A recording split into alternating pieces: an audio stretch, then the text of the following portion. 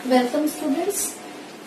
पिछले लेक्चर में हम लोगों ने किसी नॉन एम्प्टी सबसेट H जो कि किसी ग्रुप G का नॉन एम्प्टी सबसेट है, उसके लिए एक कंडीशन निकाला था कि ये सब ग्रुप प्रूव करना है। तो कौन सा कंडीशन है जो हम लोग यूज कर सकते हैं, यानी अगर हमें प्रूव करना है कि H is a subgroup of G, जहां पर G जो है ग्रुप है विथ बाइनरी ऑपरेशन O, तो हम लोगों ने एक कंडीशन निकाला था कि कोई भी दो element for every A be in H, अगर A ऑपरेशन B इनवर्स भी H में हो जाए तो हम लोग ये कह सकते हैं कि H क्या है, वो सब ग्रुप है GO का। बस ये कंडीशन प्रूव होते ही H सब ग्रुप हो जाता है ग्रुप GO का। ओके, तो यहाँ पर ये जो हम लोगों ने बीच में बाइनरी ऑपरेशन O लगाया था, क्योंकि ग्रुप O के संग बाइनरी ऑपरेशन O के साथ ग्रुप बना रहा था G जो है।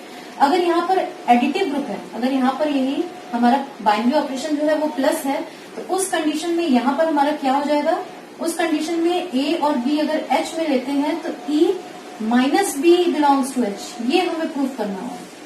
ठीक, अगर जो ग्रुप हमें दिया है वो एडिशन ऑपरेशन के संग ग्रुप बना रहा है, तो उसके किसी नॉन एम्प्टी सबसेट को सब ग्रुप दिखाने के लिए हमें दिखाना होगा कि A B अगर H में है तो A माइनस B H में होना चाहिए, क्योंकि एडिटिव ग्रुप में B इनवर्स का मतलब होता है माइनस B।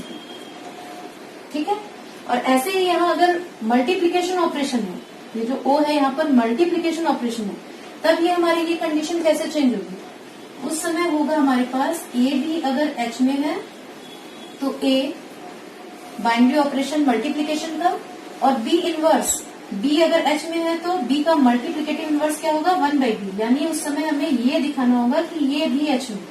तो कंडीशन को यूज करते समय हमें ध्यान देना है कि यहाँ पर बाइनरी ऑपरेशन क्या है, उसी हिसाब से कंडीशन को प्रूव करेंगे। एडिटिव ग्रुप अगर एडिटिव ग्रुप है तो हमें ये कंडीशन प्रूव करनी है, अगर मल्टीप्लिकेटिव ग्रुप है तो हमें ये कंडीशन प्रूव करनी है, क्योंकि मल्टीप्लिकेटिव ग्रुप में B इनवर्स इक्वल 1/B और एडिटिव ग्रुप में B इनवर्स इक्वल -B। तो ये चीज मैंने यहाँ नोट में लिख दिया है, आप देख सकते हैं जो यहाँ समझाया है उसी बात को लिखा हुआ है। ओके, अब थ्योरम तो कंडीशन तो लगा दिया, अब उसको अप्लाई करके देखेंगे हम कि कैसे किसी नॉन एम्प्टी सबसेट पे किसी ग्रुप के हम इसको अप्लाई करके देख सकते हैं कि ये एक सब ग्रुप है। तो हमारे पास एक एग्जांपल है Z+। Z जो है सेट ऑफ इंटीजर्स है, ये एडिशन ऑफ इंटीजर्स। हमें पता है कि ये जो है Z+ के संग एक ग्रुप बनाता है और एक्चुअली एक एबिलियन ग्रुप बनाता है। कॉम्यूटेटिव लॉ भी एडिशन जो है वो होल्ड करता है। अब H क्या ले रहे हैं हम लोग, H equal 2Z। 2Z means सारे इंटीग्रल मल्टीपल्स ऑफ 2। 2 को सबसे पहले मल्टीप्लाई किया 0 से तो 0 मिला, 2 को मल्टीप्लाई किया 0 से तो 2 मिला, 2 को मल्टीप्लाई किया -1 से तो -2 मिला, 2 को मल्टीप्लाई किया 0 से तो 0 मिला, 2 को मल्टीप्लाई किया -1 से -2, 2 को मल्टीप्लाई किया 1 से तो 2। ऐसे ही जितने इंटीजर्स हैं उनसे 2 को मल्टीप्लाई करते जाएंगे तो पूरा हमारा ये एक सेट मिलेगा। ठीक, तो ये है set of all integral multiples of 2। ये दिख रहा होगा आप लोगों को कि ये क्या है, ये Z का क्या है, नॉन एम्प्टी सबसेट है। Z हमारा क्या होता है, Z इक्वल 0 +-1 +-2 +-3, तो सेट ऑफ इंटीजर्स ये है हमारा। तो दिख रहा है कि ये H जो है Z का नॉन एम्प्टी सबसेट है, और ये हम जो नॉन एम्प्टी सबसेट है ये एक सब ग्रुप भी होगा।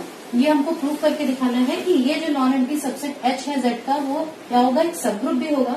तो हम इसको प्रूव करेंगे किस हिसाब से, इस थ्योरम के। ये जो थ्योरम हम लोगों ने उस दिन प्रूव किया था, इसको नोट यहाँ पर उसका एडिटिव ग्रुप के लिए लिखा गया था, तो इसका यूज करके हम लोग इसे दिखाएंगे कि ये एक सब ग्रुप है Z+।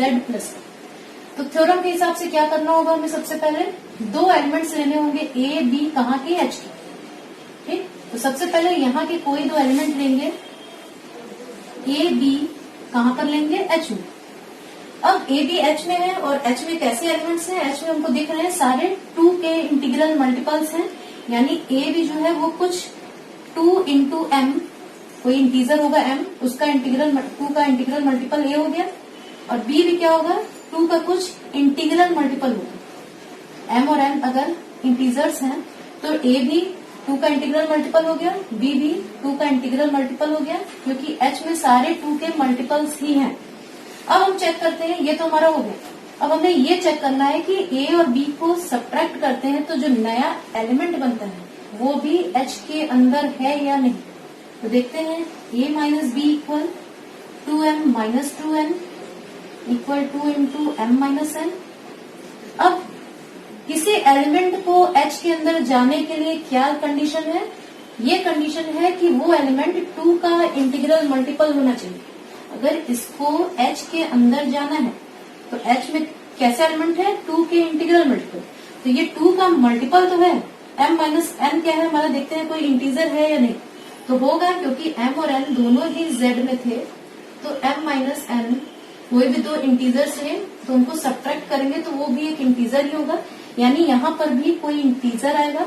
तो a माइनस बी भी क्या हो गया? Integral multiple of 2 implies a minus B also belongs to h, और h क्या हो गया हमारा? फिर उस थ्योरम के हिसाब से h इज अ सब group of z plus. Okay,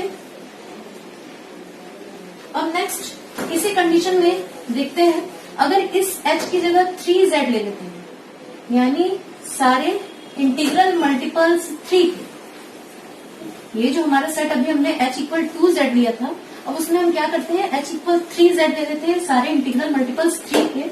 तो उसमें कुछ इस तरह के एलिमेंट होंगे, 0 plus minus 3 plus minus 6 plus minus 9, सारे 3 के इंटीग्रल मल्टीपल्स। क्या ये सब ग्रुप होगा z प्लस का? तो वो भी चेक कर लेते हैं। मान लिया a और b दो एलिमेंट्स हम लोगों ने ले लिए h में। अब a अगर h में है तो ये कंफर्म है, ये क्या होगा? 3 का कोई इंटीग्रल मल्टीपल होगा, लिख लिया हम लोगों ने। b भी h में है तो ये क्या होगा? ये भी 3 का इंटीग्रल मल्टीपल होगा, जहां पर m और n क्या है हमारे? इंटीजर्स है।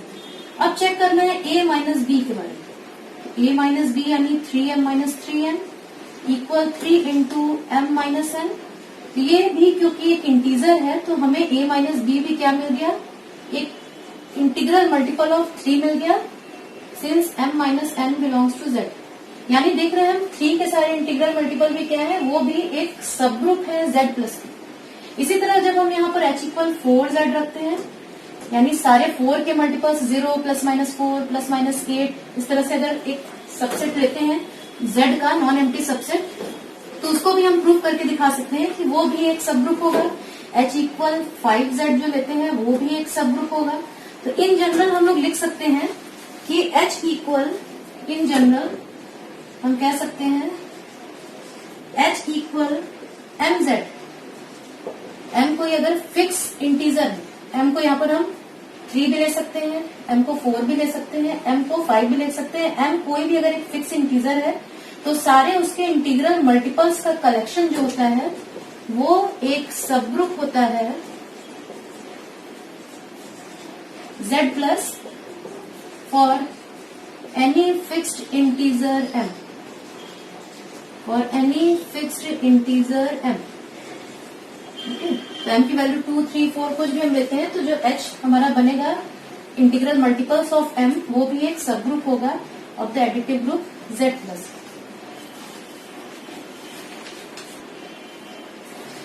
नेक्स्ट थ्योरम हमारा जो सब ग्रुप्स के ऊपर है वो है कि अगर हमारे पास कोई ग्रुप है GO और H1 और H2 इसके दो सब ग्रुप्स हैं, H1 and H2 are subgroups of G।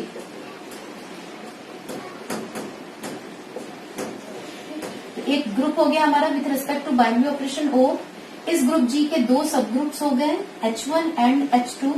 तो हमें प्रूव करना है कि H1 और H2 का जो इंटरसेक्शन होगा वो भी एक सब ग्रुप होगा G का, is also a subgroup of G। यानी दो सब ग्रुप्स का इंटरसेक्शन जो होता है वो भी उस ग्रुप का एक सब ग्रुप होता है। लेकिन ये चीज हमारी यूनियन के लिए जरूरी नहीं है, होल्ड करें। यानी H1 यूनियन H2, H1 और H2 अगर हमारे सब ग्रुप्स हैं तो H1 यूनियन H2 जो है ये जरूरी नहीं है कि ये सब ग्रुप हो। ये कभी सब ग्रुप हो भी सकता है, लेकिन कई केसेस में सब ग्रुप नहीं भी हो सकता, यानी यूनियन ऑफ टू सब groups is not necessarily A subgroup of जी। इस चीज को हमें एक एग्जाम्पल के जरिए दिखाना होगा, और पहले इस थ्योरम को हम प्रूव करेंगे इंटरसेक्शन वाले पार्ट। तो इंटरसेक्शन वाले पार्ट के लिए मान लिया हमने कि हमारे पास कोई ग्रुप है, मान लिया हमारे पास कोई ग्रुप है G O, let G O be any group, और उसके बाद क्या है, उसके हमें दो सब ग्रुप चाहिए, दो सब ग्रुप चाहिए। तो मान लिया let H1 and H2 be subgroups of G. अगर H1 और H2 सब ग्रुप्स है जी के, तो प्रूव करना है हमें, we have to show H1 intersection H2 is a subgroup of जी। तो इसे हम प्रूव करेंगे उसी थ्योरम से, जो एक हम लोगों ने कंडीशन निकाली थी कि अगर H को सब ग्रुप दिखाना है जी का, तो हमें क्या करना होता था, अगर H को G का सब ग्रुप दिखाना है हमें, तो हमें प्रूव करना होता था कि A भी अगर H में है तो A ऑपरेशन B इनवर्स भी H में होगा। हमें यहाँ पर इसको प्रूव करना है कि ये सब ग्रुप है G का। तो सबसे पहले इसको क्या होना पड़ेगा, इसको एक नॉन एम्प्टी सबसेट होना पड़ेगा G का, क्योंकि सबसे पहले H को क्या होना पड़ता है, सब ग्रुप होने के लिए एक नॉन एम्प्टी सबसेट होना पड़ता है G का। तो हम देखते हैं कि clearly H1 intersection H2 is a non-empty subset of G। हम देखते हैं कि हाँ, इंटरसेक्शन जो है वो भी एक नॉन एम्प्टी सबसेट होगा। ये मान लिया हमारे पास G ग्रुप है, इसमें एक सब ग्रुप H1 है, ये H2 है, ठीक। तो H1 इंटरसेक्शन H2 करेंगे तो वो कंफर्म है कि एक सबसेट तो होगा G का। H1 इंटरसेक्शन H2 एक सबसेट होगा। अब नॉन एम्प्टी कैसे होगा, नॉन एम्प्टी इसलिए होगा कि कम से कम आइडेंटिटी एलिमेंट E जो है वो H1 में भी है और H2 में भी है, क्योंकि हम लोगों ने प्रूफ किया था कि अगर H सब ग्रुप है G का, तो क्या होगा, ये खुद भी एक ग्रुप होगा, और यानी इसके पास आइडेंटिटी एलिमेंट भी होगा। ओके, तो H के पास भी आइडेंटिटी एलिमेंट है, H1 के पास, H2 के पास भी है, यानी ये जो इंटरसेक्शन है ये नॉन एम्प्टी सबसेट होगा G का, ठीक है ना। अब हमें नेक्स्ट क्या दिखाना है, हमें उस कंडीशन को प्रूव करनी है जिसके हिसाब से ये सब ग्रुप हो जाए। तो मान लिया कि कोई भी दो एलिमेंट H1 इंटरसेक्शन H2 में है। अब जैसे ही A और B H1 इंटरसेक्शन H2 में है, तो ये दोनों कहाँ चले जाएंगे, H1 में भी होंगे और H2 में भी होंगे, क्योंकि कोई भी एलिमेंट अगर इंटरसेक्शन में है, ये हमारा इंटरसेक्शन वाला पार्ट है, H1 ये है, H2 ये है, ठीक। हमारा ये पार्ट जो है ये इंटरसेक्शन वाला है, ठीक। इसमें हम कह रहे हैं A B, ठीक, ये इंटरसेक्शन वाला पार्ट है। तो A जो है हमारा वो क्या है, A और B H1 में भी है और H2 में भी है, तभी इंटरसेक्शन में गया होगा। अब A B अगर H1 में है, अगर A और B H1 में है, तो ये क्या इंप्लाई करता है, A operation B inverse is in H1, और A और B अगर H2 में है, तो ये क्या इंप्लाई करता है, A operation B inverse is in H2। क्यों, क्योंकि H1 एंड H2 जो है वो क्या है, सब ग्रुप्स हैं, सब ग्रुप्स हैं G के। तो हम लोगों ने जो थ्योरम प्रूव किया था उसके हिसाब से A भी अगर H1 में है तो ये कंडीशन होल्ड करना चाहिए, A भी अगर H2 में है तो ये कंडीशन भी होल्ड करना चाहिए। अब अगर ये क्वांटिटी, ये एलिमेंट जो है इसमें भी है, ये एलिमेंट H2 में भी है, यानी दोनों के इंटरसेक्शन में भी जाएगा H1 इंटरसेक्शन H2, ठीक। तो जो हमारा कंडीशन था वो प्रूव हो गया, यानी A B अगर H1 इंटरसेक्शन H2 में है, तो A ऑपरेशन B इनवर्स भी H1 इंटरसेक्शन H2 में है, और यही इम्प्लाई करता है कि H1 इंटरसेक्शन H2 भी एक सब ग्रुप होगा जी, ठीक। ये क्या इम्प्लाई करता है, ये इम्प्लाई करता है कि H1 intersection H2 is also a subgroup of G। Next अब यूनियन की बारी आती है। तो यूनियन के लिए जरूरी नहीं है H1 union H2 need not be a subgroup of G, ये हमें दिखाना है सब ग्रुप ऑफ जी।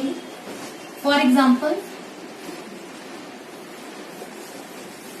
हम एक एग्जाम्पल सिंपली दे देंगे और दिखा देंगे कि हाँ देखिए H1 लिया, H2 लिया और दोनों का यूनियन किया तो वो सब ग्रुप नहीं, यानी जरूरी नहीं है कि H1 यूनियन H2 हमेशा सब ग्रुप हो, कई कंडीशंस में नहीं भी हो सकता है।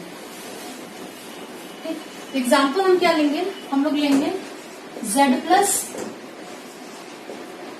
D additive group of integers. ये हम लोग जानते हैं Z जो है इंटीजर्स का सेट, वो एडिशन के संग एक ग्रुप बनाता है। और अभी हम लोगों ने देखा था कि 2Z यानी सारे integral multiples of 2 and 3Z सारे इंटीग्रल मल्टीपल्स ऑफ 3, ये क्या होते हैं, ये सब ग्रुप्स होते हैं Z प्लस के, are subgroups of Z plus. ये हम लोगों ने प्रूव करके दिखाया था कि ये और ये जो अगर है नॉन एम्प्टी सबसेट्स हैं Z प्लस के, तो ये सब ग्रुप भी होते हैं Z प्लस में। ओके, अब हमें यूनियन के बारे में प्रूव करना है कंडीशन, तो हम देखते हैं H1 यूनियन H2 में क्या एलिमेंट्स होंगे। H1 यूनियन H2 में एलिमेंट्स कैसे होंगे, सारे H1 के एलिमेंट और सारे H2 के एलिमेंट्स। तो हमारे पास कुछ इस तरह से मिलेगा H1 यूनियन H2, कुछ इस तरह से हमको मिल गया H1 यूनियन H2 के एलिमेंट सारे दिख रहे होंगे। अब हम चेक करते हैं कि क्या कोई दो एलिमेंट A और B अगर हम इसके अंदर लेते हैं तो A माइनस B भी क्या इसके अंदर होगा, यही हमें चेक करना है। तो चलिए देखते हैं। मान लिया हमने 2 एंड 3 दो एलिमेंट्स ले लिए, 2 and 3 belongs to H1 union H2। ठीक, 2 और 3 दोनों ही H1 यूनियन H2 में है, लेकिन 2 माइनस 3, ठीक, क्या लिया, A और B ले लिया H1 यूनियन H2 में। ओके, और चेक क्या करना है, A माइनस B। तो A माइनस B हम करते हैं तो वो देखते हैं -1 does not belongs to H1 union H2, यानी दो एलिमेंट्स A B तो ले लिए इसमें, लेकिन A माइनस B जो है वो H1 यूनियन H2 में नहीं है, यानी थ्योरम के हिसाब से H1 यूनियन H2 जो है वो सब ग्रुप नहीं है। Implies H1 union H2 is not a subgroup of Z plus। Okay, तो इससे हमारा जो थ्योरम था इस समय पूरी तरह से हो गया, प्रूव हो गया। पिछले थ्योरम में हम लोगों ने देखा कि अगर H1 और H2 दो सब ग्रुप्स हैं किसी ग्रुप GO के, तो इनका इंटरसेक्शन जो है वो तो एक सब ग्रुप होगा G का, लेकिन यूनियन जो है वो जरूरी नहीं है कि सब ग्रुप हो। तो अगला थ्योरम इसी से रिलेटेड है हमारा। ये थ्योरम क्या कहता है कि अगर H1 H2 दो ग्रुप्स हैं, सब ग्रुप्स हैं हमारे किसी ग्रुप G के विद बाइनरी ऑपरेशन O, तो H1 यूनियन H2 भी एक सब ग्रुप हो सकता है, लेकिन उसके लिए कंडीशन क्या है कि या तो H1 H2 में कंटेंट हो या H2 H1 में कंटेंट। ये if and only if condition है थ्योरम है हम लोग का जो। तो अगर H1 H2 सब ग्रुप्स हैं ऐसे कि उनका यूनियन भी अगर सब ग्रुप है, तो हम लोगों को प्रूफ करके दिखाना होगा। पहला पार्ट जो है हमारा if and only if condition का, उसमें हम क्या मान के चलेंगे, ये इतनी चीजें, यानी हम लोग मान के चलेंगे कि H1 H2 सब ग्रुप्स हैं GO के, ठीक, H1 यूनियन H2 जो है कि ये भी एक सब ग्रुप है। तो इतना कंडीशन हम मान के चलेंगे तो प्रूव करेंगे कि या तो H1 H2 में कंटेंट है या H2 H1 में कंटेंट है, दोनों में से एक जरूर होना चाहिए।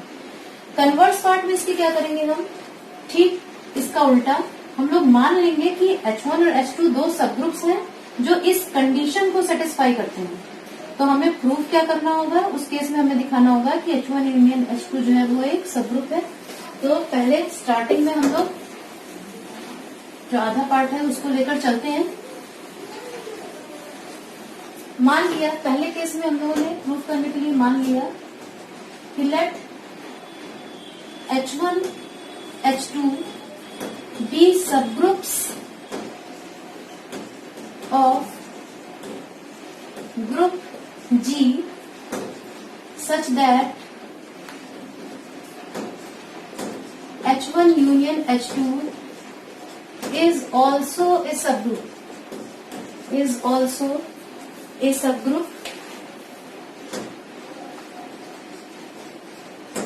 of G। हमें प्रूफ करना है कि या तो H1 H2 में कंटेंट होगा या H2 H1 में कंटेंट होगा। ओके, प्रूफ करना है हमें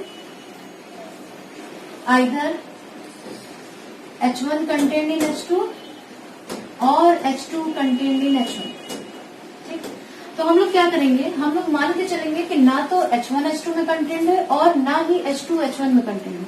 हम दोनों ही बातों को हटा देते हैं और मान लेते हैं कि नहीं, दोनों ही कंडीशन नहीं कर रही है हमारी, ना तो H1 H2 में है ना ही H2 H1 में। तो क्या होगा, फाइनली हमें आगे चलते चलते कोई ना कोई कॉन्ट्राडिक्शन मिलेगा। तो देखते हैं, let H1 is not contained in H2 and H2 is not contained in H1। दोनों ही चीजें नहीं होल्ड कर रही। पहले इस पे आते हैं, अगर H1 H2 में नहीं है, यानी कोई तो एलिमेंट होगा जो इसके अंदर होगा लेकिन इसके अंदर नहीं होगा, चाहे कोई एक एलिमेंट हो। तो मान लिया कि कोई एक एलिमेंट X है जो H1 में तो है लेकिन H2 में नहीं है। ठीक, X जो है H1 में है लेकिन H2 में नहीं है। ओके, तो ये हम लोग इसको कुछ नंबरिंग करके रख लेंगे, आगे यूज करना है इसको। अब आते हैं इस पे, H2 H1 में नहीं है। H2 अगर H1 में नहीं है, मान लिया ये H1 है और ये H2। ठीक, तो H2 अगर H1 में नहीं है यानी कोई एलिमेंट होगा Y जो क्या होगा, H2 में होगा, लेकिन Y जो H2 में होगा हमारा लेकिन H1 के अंदर नहीं है। देख रहे हैं, ये Y जो है H2 के अंदर है, ये अगर H2 ले लेते हैं तो Y H2 में है लेकिन H1 में नहीं है, यानी there exist Y in H2 and Y does not belongs to H1। ये हो गया हमारा सेकेंड नंबर। ओके, अब X क्योंकि H1 में है और Y कहाँ है, H2 में है, तो X और Y दोनों कहाँ होंगे, दोनों के यूनियन में तो जाएंगे ही। ठीक, तो हम लोग लिख सकते हैं, हमारे पास यहां से है कि H1 के अंदर X है और H2 के अंदर Y है। तो we have X, Y belongs to H1 union H2, क्योंकि यूनियन में क्या करते हैं हम लोग, दोनों के एलिमेंट्स को साथ ले लेते हैं। तो X अगर H1 में है, Y H2 में है, तो दोनों के यूनियन में X और Y दोनों में होंगे। X H1 यूनियन H2 में भी होगा और Y जो है वो भी H1 यूनियन H2 में होगा। ओके, ये इम्प्लाई करता है हमको कि X binary operation O Y belongs to H1 union H2। Closure law से, क्योंकि H1 यूनियन H2 हमारा क्या दिया हुआ है, H1 यूनियन H2 जो है वो दिया हुआ है हमें कि ये एक सब ग्रुप है, सब ग्रुप है जी का, तो यानी ये खुद भी ग्रुप होगा और इसके अंदर क्लोजर लॉ होल्ड करेगा। तो अगर दो एलिमेंट इसके कोई लेते हैं तो ये जो नया अंदर ही होगा। किसी किसी बुक में यहाँ पर बाइनरी ऑपरेशन नहीं लिया गया। ओके, तो यहाँ पर अगर हम ग्रुप के संग इंडिकेट करते हैं कि O के संग बाइनरी ऑपरेशन बना रहा है तब तो O लिखना है। अगर सिंपली हम लोगों ने लिखा है कि H1 H2 G के सब ग्रुप है तो यहाँ पर कुछ भी लगाने की जरूरत नहीं है। ये अंडरस्टूड होता है कि दोनों एलिमेंट के बीच वही ऑपरेशन है जिस ऑपरेशन के साथ जी ग्रुप बना है। ठीक, तो अगर यहाँ पर कोई भी आप लोगों ने ऑपरेशन स्टार्टिंग में वो नहीं लिखा है तो यहाँ लगाने की जरूरत नहीं है। अगर लिखा है कोई पर्टिकुलर ऑपरेशन तो लगाना पड़ेगा एलिमेंट के बीच में। तो X Y जो है वो भी H1 यूनियन H2 में हो गया। अब अगर ये एक नया एलिमेंट बना है हमारा जो इसके अंदर है, तो या तो ये H1 में होगा या H2 में होगा या दोनों में ही होगा, इसीलिए यूनियन में चला गया। अगर कोई एक एलिमेंट होता है जो किसी सेट के अंदर होता है, दो सेट के यूनियन के, तो वो दोनों में से किसी एक सेट में जरूर रहा होगा।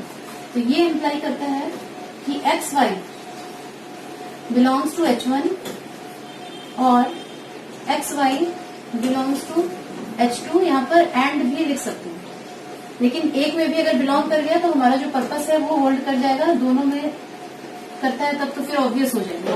किसी एक में भी बिलोंग करता है तो ये होल्ड कर जाएगा। तो X Y belongs to H1 और X Y belongs to H2। अब हमारा दो केस बनता है। Case 1, when X Y belongs to H1। अगर X ऑपरेशन Y जो है वो H1 में बिलोंग कर जाता है तो क्या होगा, we have X inverse belongs to H1। क्यों? एक्स हमारे पास था H1 में, बाई जो हम लोगों ने कंडीशन 1 लिया था, implies X inverse belongs to H1।